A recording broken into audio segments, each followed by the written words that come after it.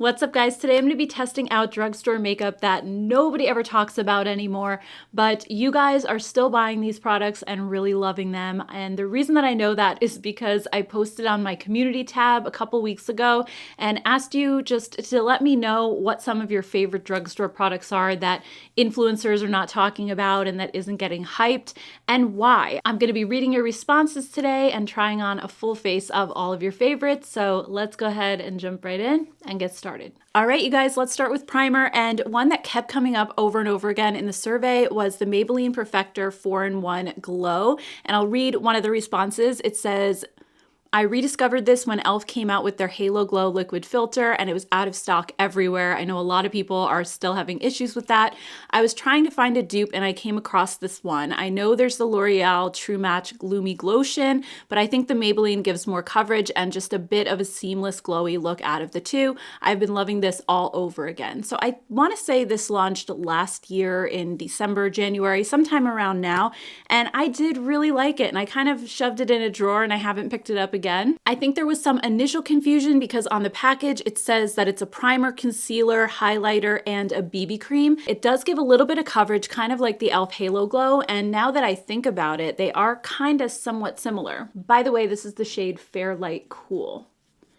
So yeah, as you can see, like as I'm putting it on, it's adding a nice glow to my skin, but really not much in the way of coverage at all. It's kind of strange that they would even market it as a concealer. I feel like out of all of the things that it said that this does, concealers usually have the most coverage, and I don't feel like this is concealing anything. I mean, you can see from this side to this side, it doesn't really look like coverage, but it is adding a nice little glow to my skin, very similar to the e.l.f. one. I think another way that this is similar to the e.l.f. too is that it's not glittery. Like, it does give you a glow, but it's a really subtle glow, and the Charlotte Tilbury Hollywood Flawless filter has a little bit more sparkle to it. So the e.l.f. one and this one are, I feel like, really, really similar. I think if you haven't been able to find the e.l.f. one, try this. It gives you a very, very similar result. Next up, when it comes to foundation, I had a lot of votes for the Maybelline Fit Me Matte and Poreless. A lot of you with oily or combo skin said that one is the best and nobody ever talks about it. I personally like the Dewy and Smooth one, and I talk about that one a lot on my channel.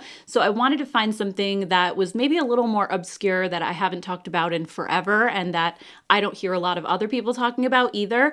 And one of you mentioned the Maybelline Radiant or Dream Radiant Hydrating Foundation. And I remember when this first came out, I gave it a rave review. I loved it. So this person said it's a true medium coverage with a soft satin finish. It's great for dry, mature skin types especially. It's very creamy, a little bit blurring, and it doesn't emphasize dryness or texture. That's kind of how I remember it too, but I wanted to try it again. So I ran over to CVS and I got a new bottle. The one I had was many years old at this point.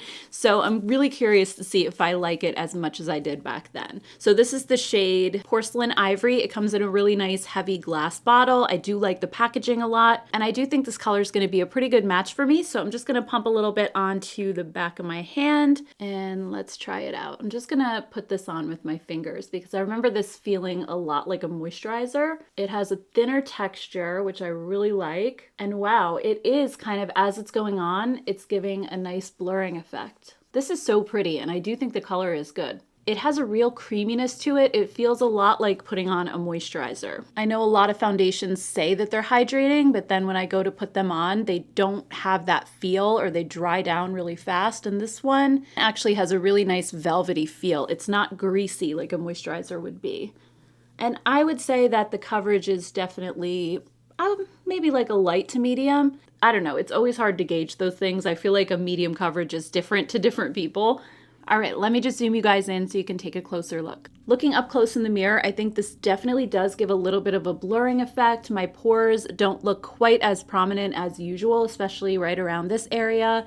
It doesn't seem to be settling into fine lines or wrinkles, at least at the moment. And it looks really smooth on my skin. It's just an all-around, very natural skin-like finish. So I Love this all over again so far. I'm definitely gonna wear it throughout the day, and I'll update you down in the description box how it wears. But as of right now, it looks fantastic. Then for concealer, a lot of you, so many of you said the Maybelline Fit Me. I know we're talking about a lot of Maybelline products so far, but I promise there will be other brands in this video. So I'll just read you guys a few of the submissions. The first one said, the formula is so creamy, it doesn't settle into fine lines under my eyes. Another person said, it's lightweight, long wearing, fresh AF. Another one said, I'm a luxury makeup wearer, but I shopped my stash and found this gem and I've been wearing it every day. It's so lightweight, brightening, long wearing. It's honestly one of the best products I own. And I always love hearing from people who wear mostly luxury or high-end makeup, because if they like a drugstore product, I feel like it really has to be good. And this truly, truly is. This is one of my all-time favorite concealers. I actually haven't owned it in a while because I've been trying new formulas, but I've repurchased this one over and over again throughout the years because it really does sit so nicely in your under eye area. I've even used it all over my face as a foundation before because it just has such a natural skin-like finish. It's a really good dupe, I think, for the NARS Radiant Creamy Concealer. If you've ever tried that, I think it's super similar. So this is in the shade 15, and I'm just gonna put a little bit in the outer corner and then in the inner corner. In my last video where I talked about makeup hacks, there was a really good tip to use a fluffy brush with concealer, and it makes it look so flawless and not cakey, which is awesome. I would say this concealer has a light to medium coverage level, so if you have really dark circles, I would definitely put down a color corrector and then this on top. At the moment, I don't have a lot of darkness going on, so I feel like it's perfect just kind of for brightening up the eye area. Next up, I also got some responses for the NYX Wonder Stick Contour and Highlight Duo. So I was really interested in trying this again because I've really fallen in love with their Wonder Stick dual-ended blushes. I've talked about those a lot on my channel, but these have been out for years now, and I know I tried it way back in the day when contouring was really, really popular, and I don't contour that often, so I really haven't found a need to go out and buy another one, but this is what one of you guys had to say. I used this when I first got into makeup and I recently rediscovered it. It's a really great product. I don't use the highlighter because I'm not huge into highlighters, really enjoy the bronzer contour. So I have it in the shade Fair, and I think the contour and the highlight would both work perfectly for anybody with a fair to light skin tone. The contour is more of that grayish cool tone color, and the highlight is a gorgeous champagne that really, really pops. I'm not going to use the highlight today because I have another highlighter in mind that you guys mentioned, but I am going to try out the contour and see how that is. I honestly haven't contoured in so long, I don't even remember exactly what I used to do, but I think I used to just put a little stripe there and kind of blend it. If this is anything like the Wonder Stick, they're pretty pigmented, so you probably don't need a lot. But yeah, it just creates a beautiful, really seamless shadow. And I love that it doesn't look powdery because having dry skin, I don't want to add too many layers of powder if I can help it. I'm just going to put a little bit like underneath the jawline. This is definitely a trouble spot for me. I have like kind of some jowls starting to come out there. All right, then I'm going to do my forehead. This is blending out really nicely, and I love this color. I think it's just very subtle. It doesn't actually look like you're wearing contour, but it just adds that slight hint of a shadow on your face. So this is so beautiful. Should I do my nose? I never contour my nose. I don't even know what this is gonna look like. Let's see. I don't have a little brush to blend this, so I'm just using an eyeshadow brush. All right, do I look more sculpted? What do you guys think? I think so. I think it definitely did something. I'm just gonna do the other side really quick. I never really liked that overly contoured look that everybody was doing in 2015, 2016, but I think a more subtle contour like this could be nice. Okay, for blush, there are two that you guys recommended that I try, and I really want to try both, so I don't know how I'm going to do it yet. I think I'm going to apply the lighter one first, and we'll see what that looks like, and then I'll put the brighter one on top. So the first one is from CoverGirl, and this is a blush that, honestly, I haven't tried in many, many years. It's the classic color blush in the shade Soft Mink. A bunch of you recommended this specific color, and a few of you also had talked about the Cheekers blushes, which I really like, but I've talked about those before on my channel in other hidden gem videos. videos, so I wanted to try this one. And here's what one of you guys had to say about it. No one ever talks about the CoverGirl Classic Color Blush in Soft Mink, but it is the most beautiful satin finish blush and the color is perfection. It's a dusty nude pink and goes with absolutely everything. I also love the classic Noxzema smell that it has. So it does have that amazing Noxzema smell. It takes me back to 6th or 7th grade when I used to wash my face with Noxzema. It's just this really nostalgic, sort of comforting scent. The pan size of this blush is quite a bit bigger than the Cheekers ones, which are kind of tiny. So I like that this gives you more space.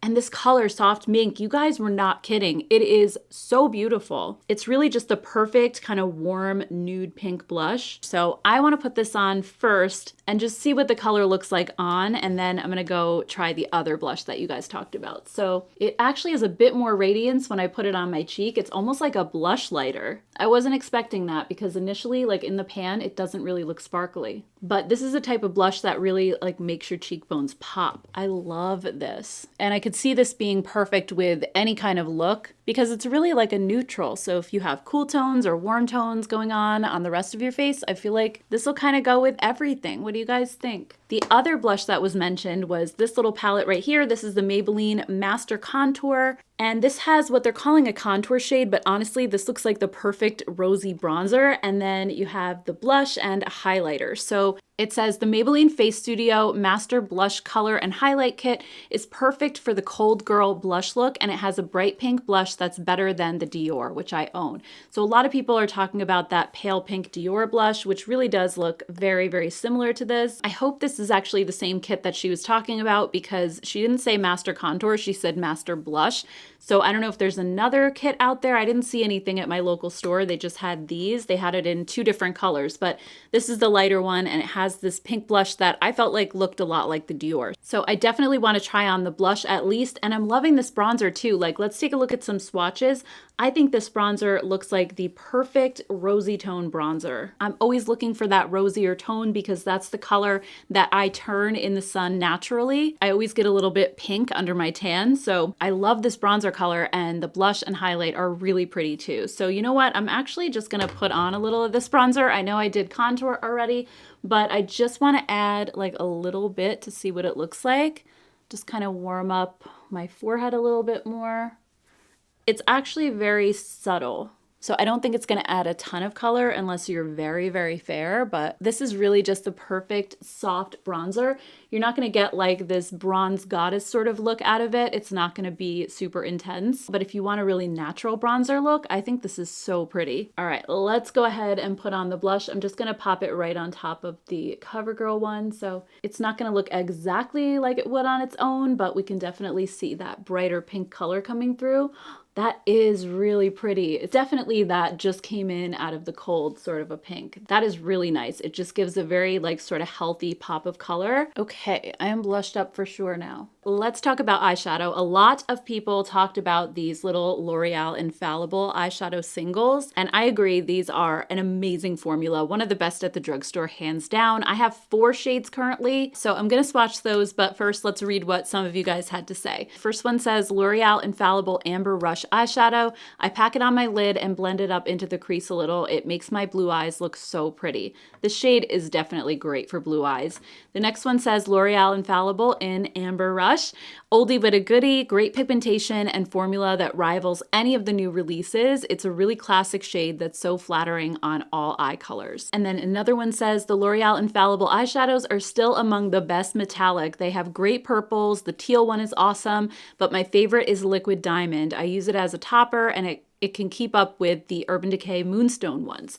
I used to have the shade Liquid Diamond and it was my favorite. It's the most beautiful silver, so you're definitely making me want to try that one again. But I think today, even though Amber Rush is one of my favorites, I don't feel like it's going to go with the cooler tone blush or my sweater today. So I think I'm going to use a combination of 2 other colors, but let me just show you guys actually the swatches first. So these come in little jars. They actually remind me a lot of the Hourglass Scattered Light eyeshadows because they have that little stopper that's in the top, but these came out many, many years before those. So I think these were definitely ahead of their time, but they have that same kind of formula where it's not a loose shadow, it's not a tightly pressed shadow, it's somewhere in between, and you can always use the stopper to kind of press it back down if it gets too loose. But when you pick these up on your fingers, you can just see the crazy amount of pigmentation that they have, and they're so shiny without being glittery. And then when you go to swatch them, they just look like liquid metal. They are so creamy and give a beautiful metallic finish, but again, they're not glittery like toppers are. So they're just such an underrated formula. I wish that L'Oreal would take a formula like this and somehow get it into their palettes, because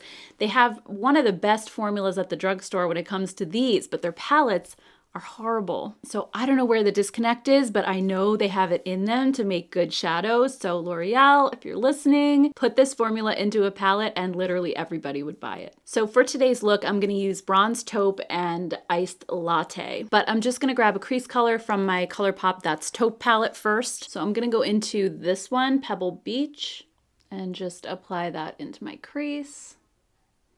Next, I'm going to take a little bit of Bronze Taupe on my finger. I feel like these apply the best with your fingers. And I'm going to put this one on the outer corner and work it toward the middle. You can see just how beautiful and shiny these shadows are. They're so stunning.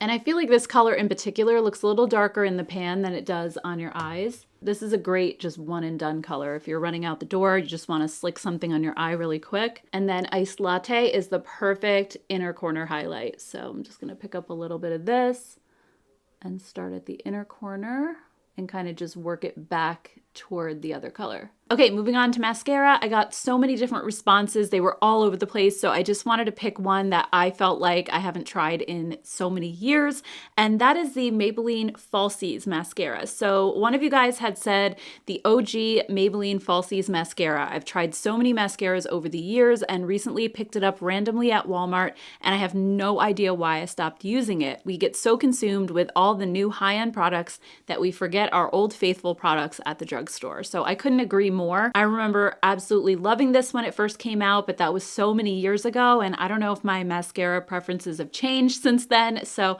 I'm excited to try this out again and see what it's like. So this one has the traditional style mascara wand. It's not one of the hard silicone ones, and the brush has a very slight curve to it. It's not perfectly straight, and it's not a curved wand either, and also it's kind of wider and flatter on one side and then more narrow on the other. So let's see if I like this one as much as I used to. So far, the formula feels not wet, but it's not like a dry formula either. It's kind of right in between. It seems to be building volume nicely, but not quite as much length. All right, so after multiple coats, I do think it does give quite a bit of length and volume once I was able to build it up a little bit. It's not one of those mascaras that builds up quickly, so you do have to keep going in with coat after coat, but I will say that my lashes don't look super clumpy. I think they have more of that fluffy look, but at the same time, still quite a bit of length and volume. So while I don't think that this gives me quite as big of lashes as the new Milani tubing mascara or the L'Oreal telescopic lift,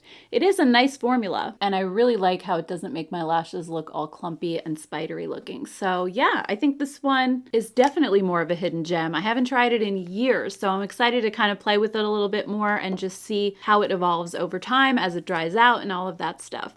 I forgot about highlighter, so let me go back. A few of you had mentioned the Wet n Wild Hello Halo Liquid Highlighter, especially in this shade, which is Halo Goodbye. So let me just read what you guys said. The Wet n Wild Hello Halo Liquid Highlighter in Halo Goodbye is the perfect dupe for the Rare Beauty Liquid Highlighter in Enchant. It's a soft, ethereal pink, and I was shocked at how beautifully it shows up on the skin. It's my go-to highlighter now, and I use it on cheeks, Cupid's bow, and under the brows. So I don't have the Rare Beauty one to compare it to. In fact, that shade was always sold out when I went to Sephora. I tried to buy it at one point and just couldn't get my hands on it. And this really does look very similar as far as the color goes. So let me just show you guys this close up really quick. So it comes in a glass bottle, which was kind of surprising. Wet n Wild is usually known for their plasticky packaging, so that's kind of a nice touch. It does have a doe foot applicator, and this color, oh my gosh, it's insanely beautiful. I'm so glad that I picked this up. It's such a perfect pink. I think it's gonna look really flattering on my skin tone. So let's go ahead and try this out really quick. I know I kind of went crazy with the blush today and I'm looking very pink already in this area, but let me just put a little bit on and I'm just gonna pat it in with my finger. Oh wow, this is beautiful. It's not a crazy intense highlighter. It actually looks very natural looking on my skin. Hopefully you guys can see that little bit of glow. I love this. I think I'm gonna do what you suggested and put a little bit under the brow bone too and the Cupid's bow, just to add a little bit of glow to my face. That is so beautiful. It really performs like a high-end highlighter, and I paid like a few dollars for this, so that's amazing. And then when it comes to underrated lip products, your favorite by far are the Revlon Super Lustrous Lipsticks. One of my biggest gripes with drugstore lipsticks is that a lot of them have a smell, whether it's floral or fruity, and I just never was a big fan of them, but these actually are unscented and they're so creamy. Let me show you guys some swatches of the colors that I have. When you put them on, they almost feel like a tinted lip balm, but they also have a little bit more weightiness to them than a balm would. They're a little bit more creamy, slightly thicker, but just incredibly moisturizing. And they feel good on your lips all day. Even when the color wears off, my lips still feel hydrated after wearing these. So these are definitely very slept on, and I never would have tried them if it weren't for you guys telling me like you need to check them out. So the only thing I would say to be aware of with these is that they do come in different finishes. Not every color is alike. So some of them have a cream finish, some of them have pearl, and you can tell by looking at the bottom of the tube, it'll say what the finish is. The pearl ones have a little bit of a frosty appearance, kind of similar to the lipsticks that people wore in the 80s. So if you want to avoid that frosty, more metallic look, stay away from the pearls. I do have a couple shades that are like that. I personally prefer the cream shades, and I think today I'm gonna wear this one, which is Primrose, and it's more of a light cool tone pink, so I think it'll go well with the blush that I have on. So I don't usually wear like a light Barbie pink, but I kind of felt in the mood for it today, especially wearing this color sweater. Anyway, this was so much fun trying all of these drugstore products that I haven't tried in so many years. I do have tons more responses, so if you'd like to see another video like this, definitely let me know. I also have a whole playlist of underrated makeup at the drugstore videos, so I'll go ahead and put those right here on the screen in case you want to check those out later. I want to thank all of you who took time out of your day to spend it here with me and watch this video. I really appreciate it so much. If you're new here, I hope you'll consider hitting the subscribe button before you go, and I'll see you all in my next video. Take care, guys. Bye.